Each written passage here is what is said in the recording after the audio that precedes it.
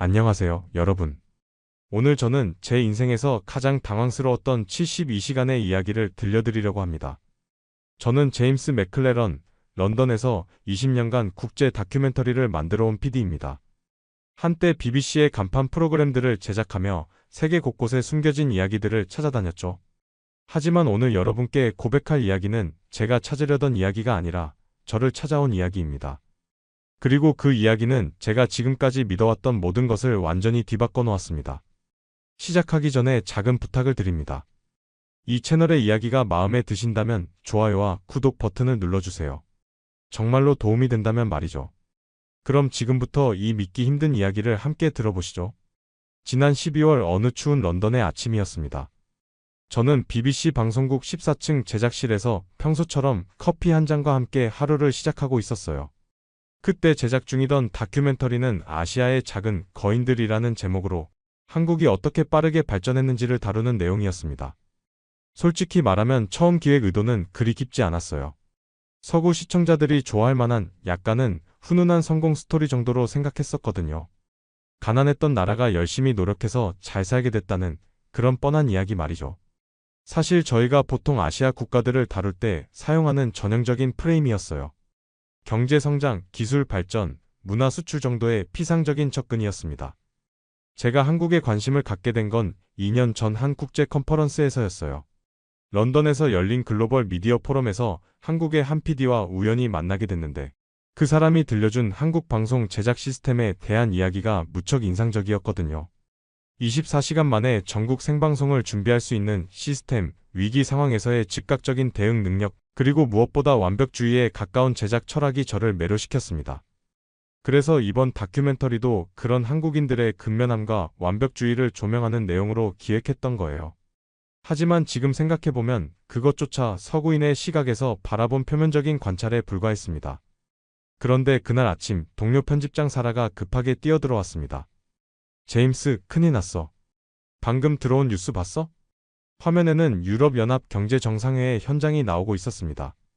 프랑스 마크롱 대통령이 연단에서 이렇게 말하고 있었어요. 한국의 반도체 의존도는 우려스러운 수준입니다. 유럽은 아시아 소국의 기술 변덕에 휘둘릴 수 없어요. 우리만의 독립적인 공급망을 구축해야 합니다. 이어서 독일 총리도 비슷한 발언을 했습니다.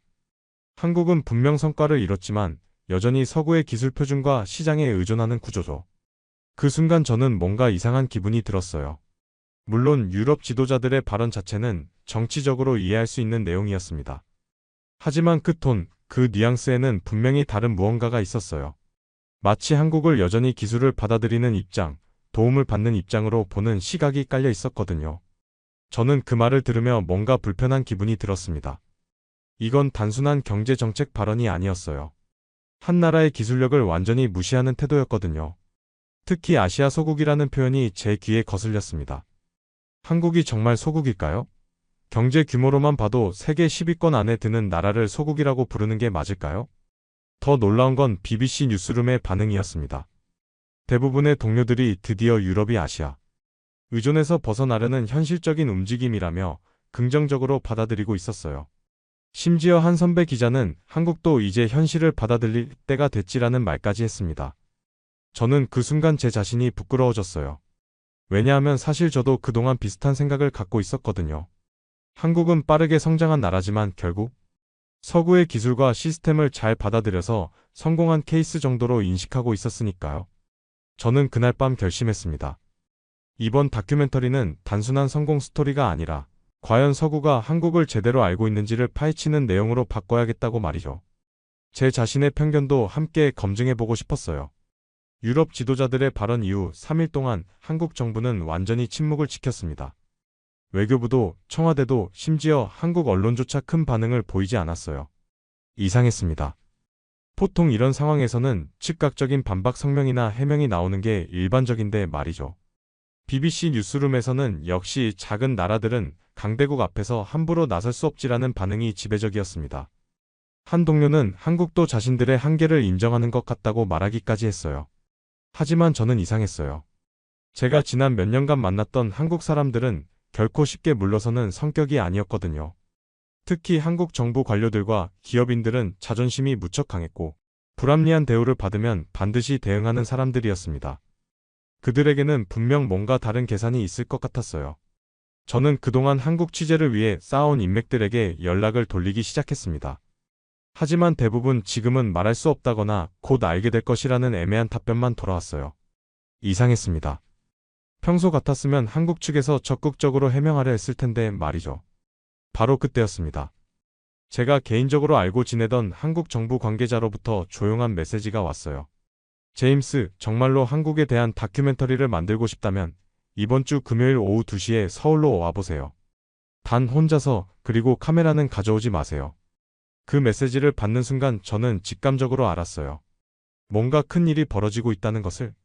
그리고 그것은 제가 지금까지 생각해왔던 것과는 완전히 다른 차원의 이야기일 거라는 것을 말이죠.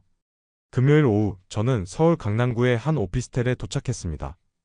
겉보기엔 평범한 사무실 건물이었지만 안내받은 회의실은 심상치 않은 분위기였어요. 방 안에는 첨단 보안 시설들이 설치되어 있었고 휴대폰은 입구에서부터 반납해야 했습니다. 그곳에는 3명이 기다리고 있었습니다. 한국 정부 고위 관계자 김민수, 삼성전자 임원 이지현, 그리고 카이스트 교수 박준호였습니다. 3사람 모두 저를 처음 보는데도 제 이름과 경력을 정확히 알고 있었어요. 김민수가 조용히 입을 열었습니다. 제임스, 당신이 진짜 언론인이라면 이제부터 보여드릴 것들을 정확히 전달할 수 있겠습니까? 하지만 미리 말씀드리는데 이 내용을 보고 나면 당신의 다큐멘터리는 원래 계획과 완전히 달라질 겁니다. 저는 고개를 끄덕였습니다. 사실 이미 그럴 각오는 하고 온 상태였어요. 그리고 그는 태블릿을 꺼내 첫 번째 자료를 보여줬어요. 그 순간 저는 숨이 멎을 뻔했습니다. 화면에는 유럽 주요 산업의 한국 기술 의존도 실태라는 제목의 보고서가 떠 있었어요. 그 내용은 정말 충격적이었습니다. 메모리 반도체 분야에서 한국이 세계 시장의 70% 이상을 점유하고 있고 전기차 배터리에서도 LG에너지 솔루션과 SK온이 전 세계 시장의 30% 가까이를 차지하고 있다는 수치였어요. 디스플레이 분야에서는 삼성 디스플레이와 LG 디스플레이가 올레드 시장의 80% 이상을 독점하고 있었습니다. 더 구체적으로 들어가니 더욱 놀라웠습니다. 독일의 BMW는 iX1과 iX3를 제외한 모든 전기차 모델에서 삼성 배터리를 사용하고 있었고 아우디는 모든 모델이 LG와 삼성 배터리를 사용하고 있었어요. 반면 벤츠는 대부분 중국산 배터리를 쓰고 있었지만 그 중국 배터리 업체들조차 핵심 소재는 한국에서 공급받고 있다는 사실이 명시되어 있었습니다. 이건 공개된 자료가 아닙니다. 하지만 100% 정확한 수치예요. 저희가 3년간 조사해서 정리한 내용입니다. 저는 말문이 막혔습니다. 유럽이 한국을 기술적으로 무시하는 동안 실제로는 한국 없이는 하루도 버틸 수 없는 구조였던 거예요. 이건 단순한 부품 공급의 문제가 아니었습니다. 유럽의 핵심 산업들이 한국의 기술력에 완전히 의존하고 있었던 거죠. 박준호 교수가 이어서 설명했습니다. 제임스, 마크롱 대통령이 소국의 기술 변덕이라고 했죠? 그런데 현실은 정반대입니다. 유럽이야말로 한국의 기술 결정에 좌우되고 있어요. 한국이 감기에 걸리면 유럽이 폐렴에 걸리는 구조입니다. 그는 또 다른 자료를 보여줬어요. 지난 5년간 유럽 기업들이 한국 기업들에게 보낸 기술 지원 요청서와 협력 제안서들이었습니다. 그 양이 어마어마했어요. 매년 수천 건씩 유럽의 최첨단 기업들이 한국에게 도움을 요청하고 있었던 거죠. 이게 바로 현실입니다. 겉으로는 한국이 유럽을 따라가는 것처럼 보이지만 실제로는 유럽이 한국을 따라가려고 필사적으로 노력하고 있어요. 이지연 임원이 두 번째 폭탄을 터뜨렸습니다. 한국이 보유한 대체 불가능 기술 목록이었어요. 메모리 반도체는 전 세계 생산의 70%가 한국, 폴더블 디스플레이가 95%, 올레드 디스플레이가 85%, 전기차 배터리 핵심 소재가 60%였습니다. 심지어 조선업에서는 고부가 가치 선박인 LNG 운반선과 컨테이너선 시장의 70% 이상을 한국이 차지하고 있었어요. 심지어 양자 컴퓨터에 사용되는 초전도 소재까지 73%가 한국산이었어요. 이것들은 단순한 제조업이 아닙니다. 미래 20년을 좌우할 핵심 기술들이에요. 그리고 이 기술들은 하루아침에 대체할 수 있는 것들이 아닙니다. 그녀는 계속했습니다. 유럽이 독자적인 공급망을 구축한다고요? 메모리 반도체만 해도 최소 10년, 디스플레이 기술은 15년, 투자 비용만 수천억 유로가 필요합니다. 그것도 한국이 기술 협력을 해준다는 전제하에서 말이죠. 하지만 한국이 기술 이전을 거부한다면? 그때는 20년도 모자랄 겁니다. 저는 그제서야 깨달았어요. 유럽의 독립적인 공급망 구축이라는 것이 얼마나 허황된 이야기인지를 말이죠. 기술은 하루아침에 만들어지는 것이 아닙니다. 특히 한국이 보유한 이런 첨단 기술들은 수십 년간의 연구 개발과 시행착오를 통해 축적된 것들이었어요. 김민수가 마지막 카드를 꺼냈습니다. 사실 유럽의 발언 이후 우리는 조용히 움직였습니다. 단 72시간 만에 말이에요. 그가 보여준 건 한국 정부와 주요 기업들이 비밀리에 추진한 유럽 의존도 절반 계획이었습니다. 그 계획의 구체적인 내용을 들으니 정말 치밀했어요. 1단계로 유럽 수출 물량의 30%를 동남아시아로 우회시키고 2단계로 핵심 기술의 유럽 이전을 중단하며 3단계로 유럽 대상 신기술 성공개 정책을 폐지한다는 내용이었어요. 4단계에서는 아예 유럽 시장에서의 한국 기업들의 영향력을 의도적으로 축소시키는 계획까지 포함되어 있었습니다. 이미 1단계는 완료됐습니다. 베트남, 태국, 말레이시아가 한국 기술을 대신 유럽에 공급하기 시작했어요. 하지만 가격은 기존보다 40% 높아졌죠. 그리고 품질 관리는? 글쎄요, 한국만큼 할 수 있을지 의문입니다. 더 놀라운 건 이 모든 작업이 완전히 비공개로 이루어졌다는 점이었어요. 유럽 언론은 물론 심지어 한국 언론조차 이 사실을 전혀 모르고 있었습니다. 한국 정부와 기업들이 얼마나 조용하고 치밀하게 움직였는지를 보여주는 대목이었죠. 우리는 소란을 피우지 않습니다. 하지만 무시당할 때는 확실하게 행동으로 보여줍니다. 저는 즉시 확인 작업에 들어갔습니다. 먼저 독일 폭스바겐의 한 임원에게 연락했어요. 그는 익명을 조건으로 솔직한 고백을 털어놨습니다. 제임스, 솔직히 말하면 우리 업계가 긴장하고 있어요. 한국이 전기차 배터리 시장의 30% 가까이를 장악하고 있는데 만약 공급에 차질이 생긴다면 우리 전기차 생산 계획 전체를 재검토해야 할 상황이거든요. 그의 목소리에는 진짜 우려가 묻어났습니다. 특히 고성능 배터리 분야에서는 한국 기술이 독보적이에요. 대체 공급처를 찾는다고 해도 같은 품질과 가격을 보장받기는 어려울 겁니다.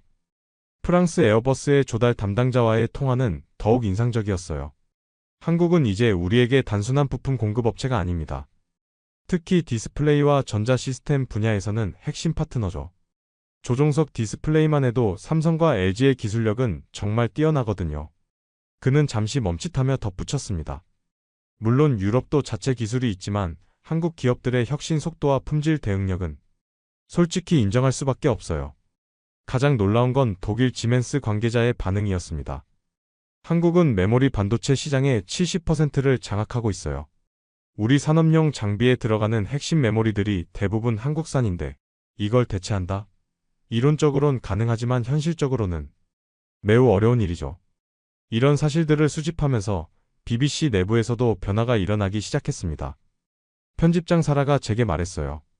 제임스, 이번 다큐멘터리가 우리가 계획했던 것과 완전히 달라지고 있어. 이건 한국의 성장 스토리가 아니라 서구의 착각에 대한 고발이 되고 있잖아. 그녀는 걱정스러운 표정을 지었습니다. 솔직히 말하면 경영진들이 불편해하고 있어. 우리가 지금까지 견지해온 시각과 너무 다르거든. 그리고 이런 내용이 방송되면 유럽 정부들과의 관계에도 문제가 생길 수 있어. BBC 경영진도 당황하기 시작했습니다. 평소 친서구적 시각을 유지해온 BBC가 서구의 한국 무시를 비판하는 다큐멘터리를 만든다는 것에 대한 우려가 높아졌죠. 특히 프랑스와 독일 정부로부터 BBC가 한국의 선전 도구가 되고 있다는 비공식 항의까지 들어왔습니다. 심지어 유럽연합위원회에서도 한국의 정보 조작 가능성을 검토하겠다는 경고성 메시지를 보내왔어요. 하지만 저는 포기할 수 없었어요. 이건 사실이었고 진실이었으니까요. 그리고 무엇보다 이런 진실을 외면하는 것이야말로 언론인으로서 부끄러운 일이라고 생각했거든요.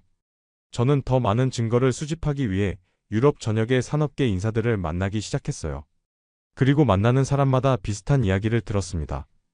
한국에 대한 의존도는 생각보다 훨씬 심각했고 그것을 대체할 방법을 찾는 것은 거의 불가능에 가까웠다는 것이었죠. 이탈리아의 한 자동차 부품 업체 사장은 이렇게 말했어요. 한국 업체들과 거래하면서 느낀 건 그들은 단순히 제품을 파는 게 아니라 완전한 솔루션을 제공한다는 거예요. 기술 지원부터 사후 관리까지 그들의 서비스는 다른 나라와 차원이 달라요. 스위스의 정밀기계 회사 임원도 비슷한 증언을 했습니다. 한국산 부품들의 정밀도와 신뢰성은 독일제보다도 뛰어날 때가 많아요. 그런데 가격은 더 저렴하고 낫기도 빠르죠. 솔직히 한국이 없으면 우리 사업이 성립하지 않아요. 마침내 저는 한국 정부의 최고위 인사와의 단독 인터뷰를 성사시켰습니다. 장소는 서울 청와대 근처의 한 비공개 시설이었어요. 상대는 국가안보실 차장급 인물이었는데 그는 카메라 없는 조건으로 솔직한 이야기를 들려줬습니다. 제임스, 우리는 감정적으로 대응하지 않습니다. 하지만 무시당하는 것도 참지 않아요. 유럽이 우리를 소국이라고 부르는 동안 우리는 조용히 준비했습니다.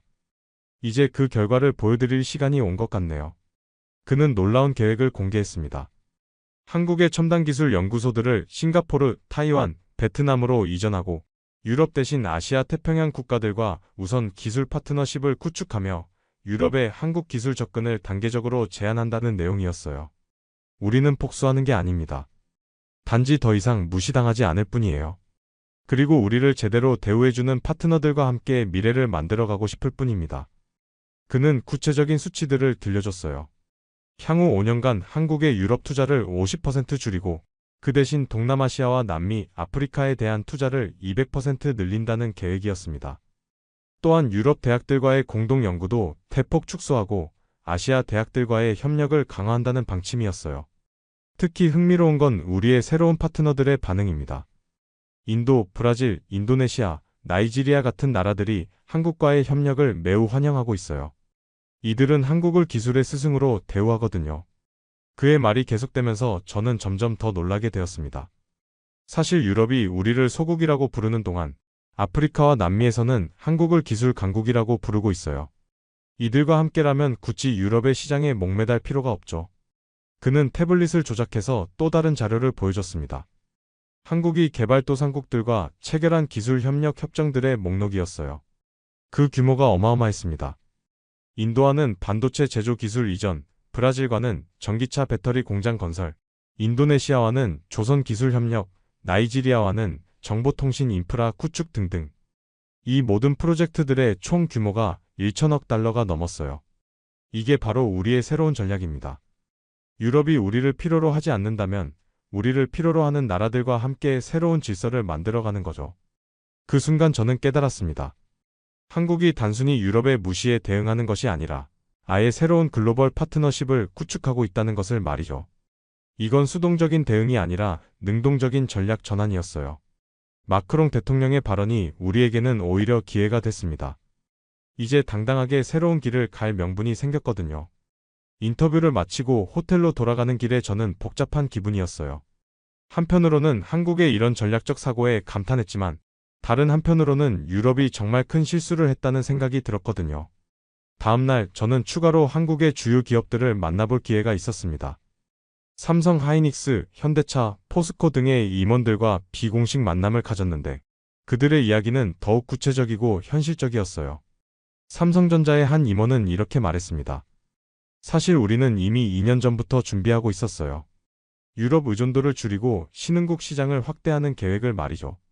이번 마크롱 대통령의 발언은 그 계획을 가속화하는 계기가 됐을 뿐입니다. 현대차 관계자는 더욱 직설적이었어요. 유럽 시장은 이제 성장 한계에 도달했어요. 반면 인도, 동남아시아, 아프리카는 무한한 가능성이 있죠. 우리가 굳이 유럽의 눈치를 볼 이유가 없어요. 하이닉스의 한 연구원은 기술적인 관점에서 설명해줬습니다. 유럽이 독자적인 반도체 기술을 개발한다고 하는데 솔직히 말하면 10년은 걸릴 거예요. 그것도 우리가 도와준다는 전제하에서 말이죠. 하지만 우리가 도움을 주지 않는다면 20년도 모자랄 겁니다. 포스코의 한 임원은 소재 산업의 현실을 들려줬어요. 철강이나 화학 소재 분야에서 한국의 기술력은 이미 세계 최고 수준이에요. 유럽 기업들이 우리 기술을 따라하려고 해도 특허 장벽이 너무 높아요. 게다가 우리는 계속 새로운 기술을 개발하고 있거든요. 이런 이야기들을 들으면서 저는 한 가지 확신을 갖게 되었어요. 한국은 더 이상 기술을 받아들이는 입장이 아니라 기술을 주도하는 입장에 서 있다는 것을 말이죠. 런던으로 돌아온 저는 수집한 모든 자료들을 정리하기 시작했습니다. 그리고 그 과정에서 더욱 놀라운 사실들을 발견했어요. 한국이 보유한 핵심 기술들의 목록을 자세히 분석해보니 이것들이 단순한 제조 기술이 아니라 미래 산업의 근간이 되는 기술들이었습니다. 인공지능, 반도체, 양자 컴퓨터 소재, 우주항공 부품, 바이오 의료 기기 등등. 이 모든 분야에서 한국이 세계 최고 수준의 기술을 보유하고 있었어요. 더욱 인상적이었던 건 한국 기업들의 연구개발 투자 규모였습니다. 매출 대비 연구개발 투자 비율이 선진국 중에서도 최고 수준이었고, 특히 미래 기술에 대한 투자는 다른 나라들을 압도하고 있었어요. 이제 이해가 되네요. 저는 혼자 중얼거렸습니다. 한국이 왜 이렇게 자신 있게 나올 수 있는지 말이에요.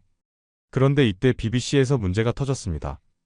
제가 한국에서 수집한 자료들이 경영진에게 보고되면서 다큐멘터리 제작 중단 압력이 거세지기 시작한 거예요. 편집장 사라가 제게 긴급히 연락했습니다. 제임스, 큰일 났어. 경영진이 당신 다큐멘터리 제작을 중단하라고 해. 프랑스와 독일 정부에서 공식적으로 항의가 들어왔다고 해. 저는 당황했지만 동시에 예상했던 일이기도 했어요. 어떤 내용으로 항의가 들어왔는데? 한국 정부의 선전에 BBC가 이용당하고 있다는 거야. 그리고 사실 확인이 제대로 안 된 정보들로 유럽 정부들을 비판하고 있다고 해. 하지만 저는 포기할 수 없었어요. 제가 확인한 모든 내용들이 사실이었고, 오히려 유럽 정부들의 반응이 이 다큐멘터리의 필요성을 증명하고 있다고 생각했거든요. 저는 마지막으로 한 가지 시도를 해보기로 했습니다. 독일과 프랑스의 산업계 인사들을 직접 만나서 그들의 솔직한 의견을 들어보는 거였어요. 먼저 독일 뮌헨의 지멘스 본사를 방문했습니다. 그곳에서 만난 한 임원은 익명을 조건으로 충격적인 고백을 했어요. 사실 우리 회사 내부에서는 한국을 숨겨진 경쟁자라고 부릅니다. 겉으로는 파트너인 척하지만 실제로는 우리보다 앞선 기술을 많이 가지고 있어요. 파리의 한 항공우주 기업 임원도 비슷한 이야기를 했습니다. 한국 기업들과 일해보면 그들의 기술 수준에 놀라게 됩니다. 특히 정밀도나 품질 관리 면에서는 우리가 배워야 할 점이 많아요. 이런 증언들을 수집하면서 저는 확신했어요. 제가 만들고 있는 다큐멘터리는 반드시 필요한 작업이라는 것을 말이죠. 하지만 결국 BBC 경영진은 제 다큐멘터리 제작을 공식적으로 중단시켰습니다. 현재 유럽과 한국 관계를 고려할 때 부적절하다는 이유였죠. 그 순간 저는 깨달았어요. 진실보다 정치적 고려가 우선시되는 현실을 말이죠. 하지만 동시에 더욱 확신했습니다. 이런 진실이야말로 세상에 알려져야 한다는 것을요. 저는 BBC를 떠나기로 결심했습니다. 20년간 몸담았던 회사였지만 진실을 외면하는 조직에서는 더 이상 일할 수 없다고 생각했거든요. 퇴사 후 저는 독립 다큐멘터리 제작자로 활동을 시작했어요. 그리고 이 이야기를 완전한 형태로 세상에 알리기 위한 작업을 계속하고 있습니다. 지금 돌이켜보면 그 72시간은 제 인생의 전환점이었어요. 저는 그동안 서구 중심적인 시각으로 세상을 바라보고 있었다는 것을 깨달았고, 진짜 진실이 무엇인지를 배웠습니다. 한국은 결코 작은 나라가 아니었습니다. 그들은 조용히, 그러나 확실하게 21세기 기술 질서의 중심에 서 있었던 거예요. 서구가 한국을 무시하는 동안 한국은 이미 서구 없이도 살아갈 수 있는 시스템을 구축하고 있었습니다. 마크롱의 소국의 기술 변덕 발언은 결국 부메랑이 되어 돌아왔어요. 진짜 기술 변덕에 휘둘리고 있는 건 유럽이었던 거죠. 이제 몇 달이 지나서 보니 한국의 전략이 얼마나 정확했는지가 증명되고 있어요. 유럽의 여러 기업들이 공급망 문제로 어려움을 겪고 있고, 한국 기업들은 새로운 파트너들과 함께 성장을 계속하고 있습니다. 특히 인도와 동남아시아 시장에서 한국 기업들의 약진이 눈에 띄어요. 이들 국가들은 한국을 기술 파트너로 환영하고 있고, 한국도 이들과 함께 새로운 성장 동력을 찾고 있습니다. 저는 이 경험을 통해 많은 것을 배웠어요. 무엇보다 겸손함의 중요성을 깨달았습니다. 세상에는 우리가 모르는 것들이 너무 많고, 특히 다른 문화와 다른 나라에 대해서는 더욱 그렇다는 것을 말이죠. 한국은 증명했습니다. 크기가 아니라 깊이로, 소리가 아니라 실력으로 세상과 대화할 수 있다는 것을 말이죠. 그리고 진정한 강함은 자랑하는 것이 아니라 조용히 준비하는 것에서 나온다는 것도 보여줬어요. 지금도 한국은 계속 전진하고 있습니다. 새로운 기술을 개발하고 새로운 파트너들과 협력하며 새로운 미래를 만들어가고 있어요. 그리고 그 모든 과정을 여전히 조용히, 그러나 확실하게 해나가고 있습니다. 저는 언젠가 이 모든 이야기를 완전한 다큐멘터리로 만들어서 세상에 공개할 예정입니다. 제목은 이미 정했어요. 조용한 강자, 한국의 진실이라고 말이죠. 더 이상 한국을 과소평가하는 실수를 반복해서는 안 됩니다. 왜냐하면 그들은 이미 우리보다 한 발 앞서 미래를 준비하고 있으니까요. 그리고 그 미래는 더 이상 서구 중심이 아닐 것입니다. 여러분, 오늘 이 이야기를 통해 한국의 진짜 모습을 조금이나마 엿보셨기를 바랍니다. 조용했지만 결코 작지 않았던 대한민국의 목소리를, 그리고 그들이 만들어가고 있는 새로운 세상을 느껴보셨기를 바랍니다. 다음에도 더욱 흥미로운 이야기로 찾아뵙겠습니다. 지금까지 들어주셔서 감사합니다.